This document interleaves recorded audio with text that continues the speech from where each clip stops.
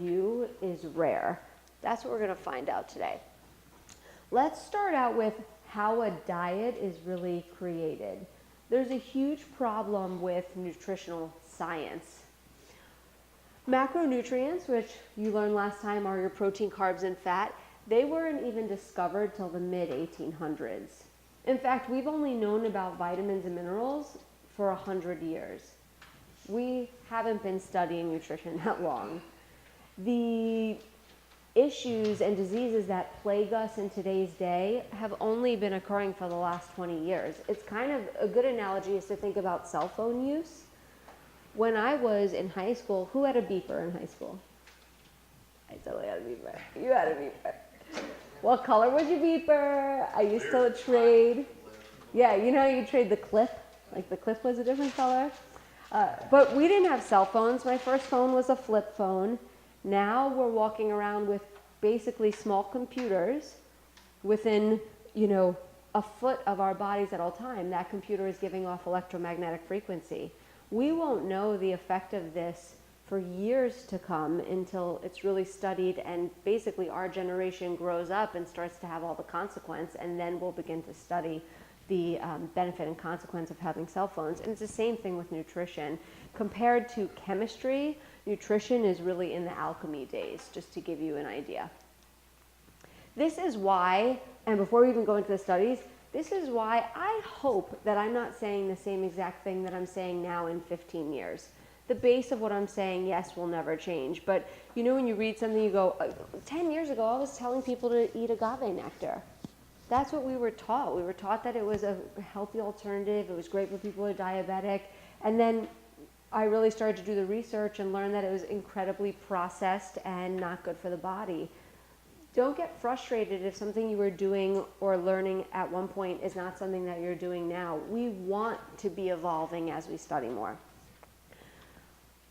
When you talk to a friend or an expert like myself, be careful when they put out a bunch of studies to try to argue what they're saying is true. You have to be so careful about studies. One, most studies are driven by malnutrition and starvation, meaning most researchers would rather ask, how do we end this epidemic, than how do we get abs? Or how do we be in the best shape of our lives? Or how do we do the best job that we possibly can with athletic performance? Studies are not set up that way. Also, most of the studies that you're reading are funded by interested parties. My undergraduate degree, I went to GW, I went to a great school. The nutrition department was funded by Kellogg's. It was like they pick our books. They pick what we're learning. It wasn't until I got a master's degree in holistic nutrition that I started to understand that what I was learning was being picked out by a handful of people in a room that had interest in what I was teaching people. I found two studies. They were both concerning the same thing. Can sugary drinks lead to weight gain? The studies that had financial conflict of interest said that only 16.6% said that sugar can lead to weight gain. And then studies that had no financial conflict of interest, 83.3%. Well, it depends on what you're looking at. Oftentimes, the human variable piece is completely unmeasured because it can't be. When you see a study of 100 people, the first thing I think of, 100 people. How do you get a constant in 100 people? How are they raised? How do they sleep? Do they eat organic or do they not eat organic? Do they have any gene mutation expression that we don't know about? How old are they? How stressed are they? What do they do for physical activity? How is their gut health? Are they assimilating nutrients that they're eating? How can you possibly use humans to have a study that is factual? It's impossible. Also, correlation is not causation. Perfect example is all the information we hear about red meat causing cancer and heart disease. Does red meat cause cancer and heart disease, or do people who get cancer and heart disease tend to eat more red meat? And does it have anything to do with red meat? Also, what you eat doesn't affect your immediate health. I wish it did, because we'd all be in the best shape of our lives. Imagine if you ate something crappy and it just immediately wound up on your ass. 2 minutes later, you'd be like, whoa, instant consequence. I would never eat that. But if we want to truly find out whether, for example, red meat causes cancer, I mean, we would have to take two identical twins who live the exact same lives, feed them the exact same thing while varying up the amounts of red meat. They would basically have to live in a bubble. No one would sign up for that. It's kind of like when I was pregnant women can't take herbs. Why? Not because there are probably not a ton of herbal medicines that could help women get through morning sickness and the discomfort of being pregnant, but because herbs are not studied on pregnant women. Who's signing up while they're pregnant for these studies to see if the herbs can kill your baby or solve a problem that women have been going through for thousands of years? It really, excuse me, for you has to come down to common sense. One diet does not work for everyone all the time, and I'm going to go further and say that one diet does not work for you all the time. That's one of the biggest issues I find in my practice. Clients will come to me and they'll say, I used to do this thing when I was in high school, when I was in college, I ate this way and I moved this way and it worked. And now 5 years later, 10 years later, I'm coming back and trying to do the same thing and it's not working for me. And I understand how hard it is to wrap your mind around something that's worked for you and then not worked for you, because we look at our bodies as this static thing. We wake up with our bodies every day. It feels like they're not changing, but they are. And depending on where you are in your life cycle, how much stress you have, where your digestive system is, you're going to need different diets. We had a lot less health problems when technology was not a part of our food. Another piece of real intuitive thinking. Technology is fantastic and it's done fantastic things for us, but in the food industry, it's done nothing but make us sick. When you think about technology in food, it's making foods shelf stable, turning foods into genetically modified foods so that we can yield more crop. The way we used to eat was you at a farm and then your friend down the street had some cattle and then your aunt down the block had some chickens, and you would trade the eggs and you would get the beef and you would grow the vegetables. Most chronic diseases come from overconsumption and imbalance. Not necessarily are you eating the right ratio of protein, carb, and fat, but are you eating too much and are you eating foods that are causing disease? You really have to find out what works for you. Let's quickly, for anyone in 5 minutes, because we went over this last time, I just want to go over the foundational principles before we get into whether a high-fat, low-fat, keto, paleo, vegan type diet works for you guys. All the food you eat is made up of what we call 3 macronutrients. Macro meaning large. We need them in really large amounts. You got your protein, your carbs, and your fat. All of these things have calories. So if you're ever eating something that has 0 calories, that's not food. So if you have a drink that's flavored and has a taste, but it's 0 calories, that's not food. If you have something that, a food that has sugar, artificial sweeteners, and it has 0 calories, anything that's not food, in my mind, I shouldn't put in my mouth except gum, because I'm not swallowing it. Because, if you swallow it, it lives in your gut for 20 years. That's not true, actually. Isn't that what you tell kids, that they don't swallow their gum? No one food only has protein, carbs, or fat. Every single food has a mix of these 3. For that reason, I think of food categories like buckets. For example, broccoli. Broccoli has protein, probably 0.5 grams. It's a carbohydrate more than it is a protein or a fat. So for that reason, I put it in the carbohydrate bucket. Die-hard vegans will, any vegan people in here? Die-hard vegans will argue that you can get enough protein from fruits and vegetables. They say fruits and vegetables have protein. They're not wrong, they have protein, but how much broccoli would you need to eat to get the 30 grams of protein that you would get from eating, a 4 to 6 ounce piece of protein. And I'm not arguing that being vegan is not good for you. In fact, what I just said is that different diets work for different people. But when it comes to food, I want you to think about the food as protein, carb, or fat based on what it has the most of. So for proteins, if it walks on land or swims in water, it's a protein. If it has eyes, it's a protein. Your chicken, fish, eggs, turkey, beef, lamb, whey, and collagen are proteins. Grains and beans and legumes are a great source of protein for vegetarians, but they have more carbs than they do proteins, so I put them in the carb bucket. Your fats, your nuts and seeds, avocados, olives, butter and ghee, your cooking oils, your fish oil, your MCT oil, all of these are extremely healthy fats. And then everything else that I did not mention is a carbohydrate. People think carb, they think pasta, bread, crackers, but fruits are carbohydrates. Vegetables are carbohydrates. Your starchy vegetables like potatoes, yams, winter squash, all of those things are really good starchy carbs. The energy principle of eating. If I teach you one thing and one thing only in the whole 3-part lecture series, it would be to take away this for the rest of your life. The energy principle of eating, which I made up, but it sounds very legit, studied by Darwin himself, is that we are energy sources.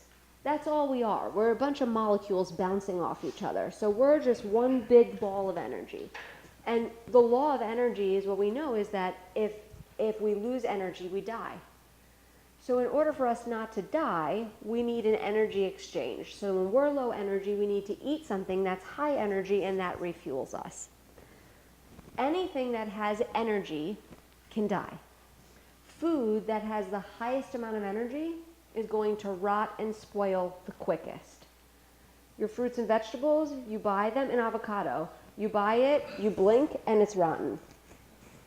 You buy your produce, at the end of the week, you have to throw it out. But you buy cereal, and it can stay in your pantry for 6 months to a year. You open it up, and it's still as fresh as the day it was packed for you to eat. I'm not saying never eat foods that come in a box, because that's unrealistic. I eat foods that come in a box. I'm asking you to look at the percentage of foods you eat that have high energy versus the percentage of foods you eat that have low energy, meaning that they're very shelf stable. You want at least 80 to 90% of the foods you eat, foods that can rot and spoil very quickly. And the more of that food you eat, the more energy and vitality you'll have. And that's just this most simple way I think of nutrition, is I want to eat foods that have as much energy as possible. What diet technically should you follow? I always say none, because they don't work.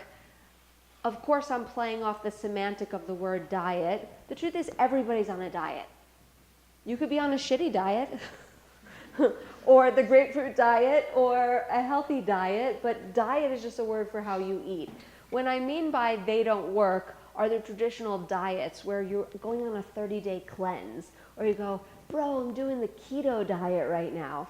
These are fine, and there's such a thing as medicinal diets, which I would consider keto to be a medicinal diet for some people, but those type of diets should not be long-term diets. They should be things you do to get some sort of feedback, and then you go to the foundation of how you eat, which is not a diet necessarily, but a way of life. Metabolic typing, now we're going to get into what is the right diet for you.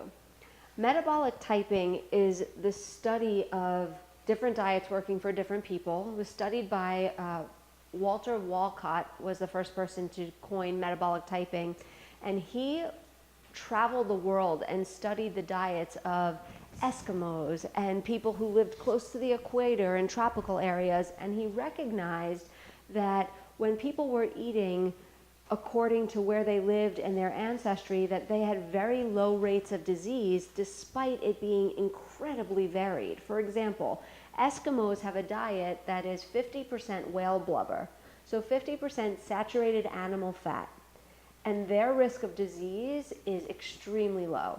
And then you have people who live near the tropics who can farm all year round because of the weather, and they had primarily vegetarian diets and were eating much higher carbohydrate because they were growing grains. Eskimos can't eat that much produce. They can't grow it.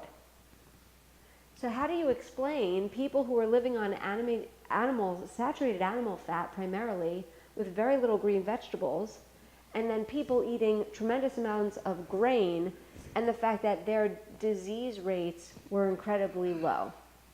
Is this theory that different diets work for different people? He put and metabolic typing, meaning your metabolism runs on different foods. He made 3 main types. The first type, which is your fast oxidizer, we also call that a protein type. Protein types, and I think I have something on this, yeah. Protein types thrive on high protein, high fat, low carbohydrate diets, which is about 70% of the population. This is why I think paleo, when it took off, was very popular, because 70% of people trying the paleo diet were going to feel really good on that protocol. Not to mention that a lot of the diets, paleo, Atkins, vegan, also require that you stop eating processed crap and sugar. Do we feel so much better because we're not eating dairy and sugar and crackers and all that stuff, or because we're eating so much meat and not too many potatoes? You have to think about that. A lot of diets where people feel great, even vegetarian, vegan diets, people go, I went vegan, it saved my life. What were you eating before, though? Mac and cheese and hot dogs and hamburgers? Is it because they're not eating meat that they feel great, or is it because they're not eating processed foods anymore that they feel great? Protein types. Protein types are foodies. We love to eat. We love food. We tend to have blood sugar issues, so if we don't eat every 3 to 4 hours, let me get it back in. If we don't eat every 3 to 4 hours, we tend to feel pretty hangry. What other characteristics of a protein type?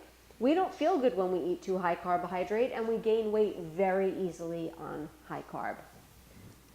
Then you have the slow oxidizers, and we call those carbohydrate types.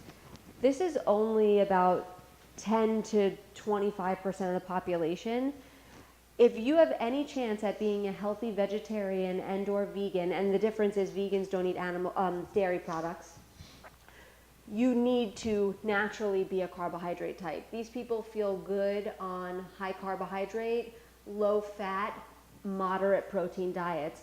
These people eat red meat and they can't digest it. It doesn't make them feel well. They're not super foodies. They can snack little bits throughout the day. My mom is actually a carb type. She says, oh, if I could just take a pill for lunch. Like, lunch bothers her. She doesn't want to be inconvenienced for lunch. I'm a protein type. All I think about is food. At breakfast, I think about lunch. At lunch, I think about dinner. My husband will tell you, I ask him at least 10 times a week. We get into bed. The number one question I ask him, I'm like, if you could eat anything right now, what would it be? And sometimes has a sick response. And I'm like, I don't want to hear that response. I want to hear nachos, burritos, Chinese food. But carb types, they're not foodies, and they don't need to eat that much. And you might know someone in your life who, if this person goes on the paleo diet, they're not going to feel well. I've had clients in the past who are of Indian descent, and they come from ancestry of vegetarians, and then they come to America and they try to go on the paleo diet or the keto diet, and it makes them sick. Another thing, I have a feeling I'm going to answer questions about the keto diet. Are people going to ask me about that? Probably. Okay, then I'm going to wait to talk about the keto. And then you have mixed types, someone in the middle. This is someone who's not super affected by food. They could go either way. They could have a vegetarian meal. They could have a super heavy protein meal, and they don't feel very affected. How do you know what your metabolic type is? There's going to be short-term and long-term communication feedback from your body. So here's the short-term. Right after a meal, you should feel satisfied, not have cravings for sweets, The meal should last you about 3 to 4 hours. You should have a sense of mental clarity after you finish the meal. You shouldn't feel hungry for more. As a protein type, every time I eat carbohydrates, even though I'm physically full, I tend to always go back to have another serving of those carbohydrates. So if I have a meal that's, a piece of fish, let me say a pasta dish. I have a gluten-free pasta with some chicken and vegetables and some oil. I always go back for those few bites of pasta even though I'm not hungry. It doesn't happen if I'm just eating the protein and vegetables. And that's just a characteristic of having feedback from the body, being physically full but still feeling hungry for something. Long-term communication is that you have steady energy throughout the day. You sleep well. You poop every day. Your skin is radiant because your skin and your gut are directly related, and your immune system is strong. Don't rely on studies. Don't rely on early science. Use your body instead. Use your body intuition. I keep saying use intuition, use logical thinking, but when can you not trust your body? There are times in which you cannot trust what your body is telling you. The first is with food addictions. And we're all addicted to something. Most of us are addicted to sugar and simple carbohydrates. Next would be dairy. So someone will say to me, I love cheese. Because I think we had a whole dairy combo last time, and I think I got a shoe thrown at me. But when I take people off dairy, they go, no, but the calcium, and I love cheese. What happens in the body is when you eat something that's inflammatory to the body, when it enters the body, all of this inflammatory cascade begins to happen, and all of the immune system response starts to go off, that something in the body came in that's causing inflammation. And at the same time that all of these chemical messengers are starting to fight this food, the brain also releases endorphins. And it's to calm the body while all this inflammation is taking place. So we eat something like cheese and we go, oh, it's so good. And it's really not the cheese we love or the milk we love, it's the way it makes us feel that we love. It's the endorphins, same thing with sugar. So we get that high, but it's super ephemeral. It doesn't last. That's why we need to keep eating it, hence the food addiction or pattern that we get stuck in. Then you have behavioral patterns. When you behave a certain way, after a certain amount of time, it just becomes a pattern. How often do we eat when we're not hungry because our work schedule dictates it? Do you eat certain meals out of convenience because you don't know how to cook, or you're a bachelor, or you've got a lot of different people to feed, and so you just go with eating what's easiest for your children? Do you skip foods because you've had coffee, and coffee is an appetite suppressant, and so it tells you you're not hungry? So people will say to me, I'm not hungry in the morning. I'm just going to be, Carly, you taught me conscious eating and to eat when you're hungry, and I'm not hungry. It's like, but you have 3 freaking cups of coffee, and that's an appetite suppressant. So here you are, like adrenalined out, your cortisol is through the roof. What your body really needs is nutrition, but you're not hungry. Another reason to not trust your body is if you're stressed. When you're stressed, you go into fight or flight. You release adrenaline, epinephrine, norepinephrine, cortisol. You have all these hormones coursing through your body, basically putting you into fight or flight. Well, when you go into fight or flight, the blood shunts away from the digestive system and goes into your arms and legs, so technically you could fight or flight because the body doesn't know the difference. I imagine this would happen, you guys are hanging around the station, you're about to eat, and then you get a call, and it's like the last thing you are is hungry. If you were on the truck going there and I'm like, wait, have this bar, you'd like, oh my God, I can't. Because your digestion shuts off. You don't need to digest when you're running for your life. You need blood to beat in your arms and legs. You need your vital organs to function, not your digestive system. Forget being a firefighter because we know how stressful of a job that is. What about when you have an office job, but it's mentally and emotionally taxing? And then you go 6 hours, you go, oh my God, I haven't eaten, I'm not hungry. And then we go home and we binge. Once the stress response has left our body, we then eat so much, which is very taxing. There are times that you can't trust your body, and these are perfect examples. Digestive issues. So I will say something about keto here. And I'm not anti-keto. I did keto for a period of time. I'm very pro-keto for some people at some point, so we can talk about it. But keto, which is short for ketosis, which is a state that the body goes into when it doesn't get enough carbohydrates to fuel the brain. It starts to make ketone bodies, which can do a lot of good things for us, including burn fat at a rapid rate, increase cognitive function, and many studies show can increase longevity. But the keto diet is eating about 80 to 90% of your diet from fat. Your gallbladder is the organ that helps you metabolize fat. If you have digestive issues or someone's had their gallbladder removed and they try the keto diet, they're basically poisoning their body with a bunch of healthy fat.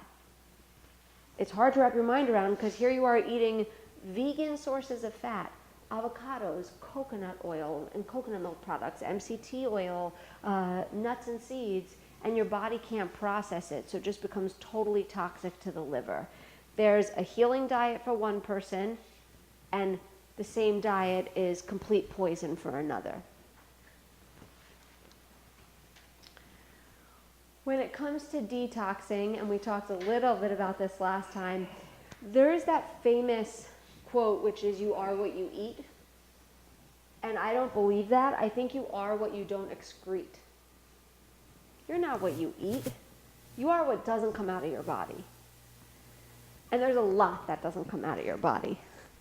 This is why all of us need to detox on a daily basis. We are swimming in a sea of toxins. You fill up the gas in your car. We were talking earlier today about all the foods that we eat that we don't even realize are being processed. Decaffeinated coffee.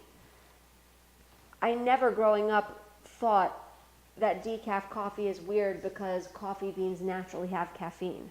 I never thought to myself, how do they get the caffeine out of coffee? I think I just thought that there were coffee beans that didn't have caffeine until I learned that the way they usually remove caffeine from coffee is by using chemical solvents that then we ingest every time we drink decaf coffee, and we think we're doing something really good for ourselves because we know caffeine's not that great for us, and we're getting something far worse than what the caffeine would do to our bodies. There is healthy decaf coffee, by the way, using Swiss water method and carbon dioxide method to remove the caffeine. It's just an example of we're eating things day to day that we don't realize are causing major toxin overload. How many of us in here grew up or still use to this day aluminum foil?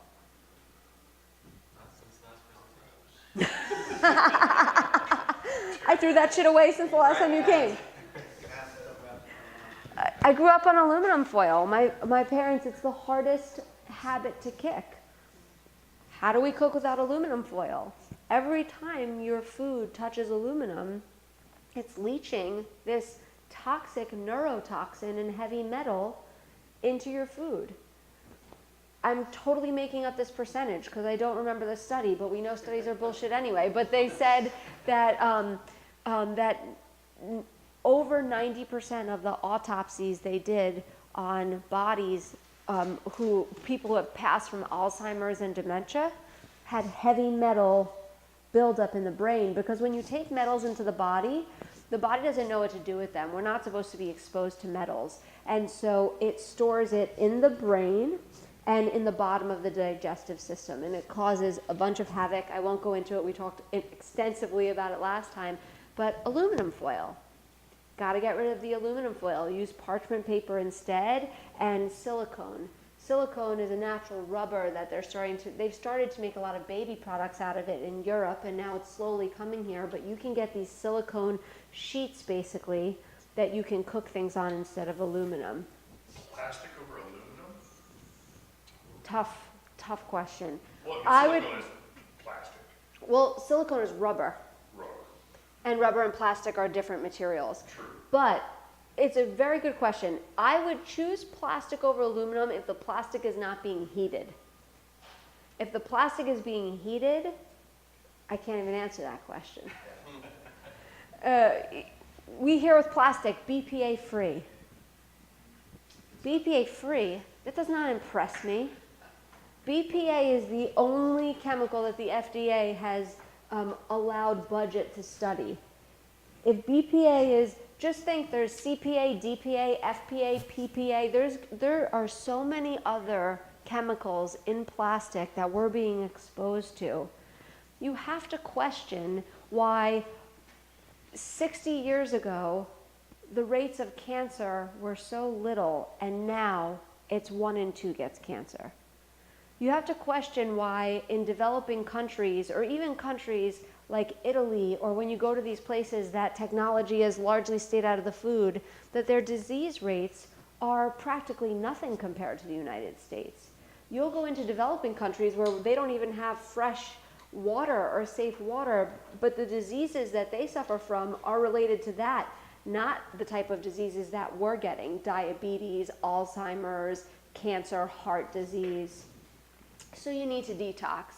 One thing I taught you last time is to put lemon in your water, because it's a easy, very powerful daily detox first thing in the morning.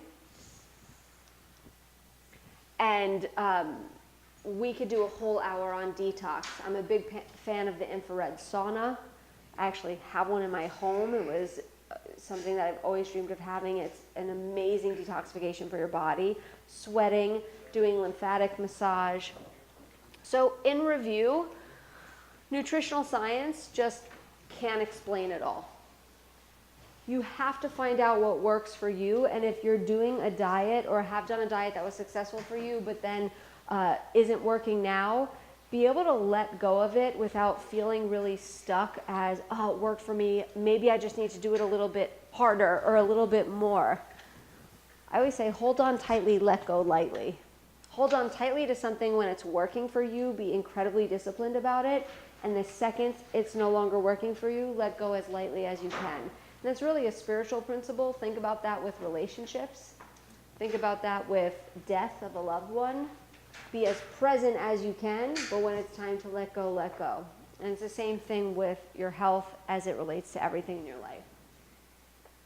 Everyone should be eating from the same selection of food, which are foods that have high energy, foods that rot and spoil. The ratio of these foods, high protein, low protein, carbs, fat, is really going to be up to you. And you know, I said earlier, different diets work for different people, but also different diets work for you at different times. If I am traveling on an airplane and I am going to be sitting all day and I'm not going to be active, I don't need to eat animal protein that day. It's harder to digest and I'm not very active. That might be a day I choose to go vegetarian, which is even easier because now I don't have to eat disgusting meat at the airport. I can just grab a salad and some nuts and move on. What about a time you're training for something? What about when the seasons change? All of these things are going to affect. What if you didn't sleep the night before? What if you went on vacation to Mexico and you came back and you got a bug and your gut hasn't been quite right for 6 months? Or if you have some digestive issue. These require specialized diets that may not be the foundation of how you eat for the rest of your life, but can get you to the place where you're in the best shape and then can open yourself up to other foods that you may have not been able to eat. You have to be in communication with your body, or else you will have to rely on Men's Health magazine, or what I call convenient theories for you monthly. It's like February, you should do keto. March, you should carb cycle. June, you should do Atkins. Clear the body of food addictions, negative habits, and digestive imbalances so that your internal communication is loud and clear, but also recognize when you can't trust the body, and then go with the clarity you had beforehand.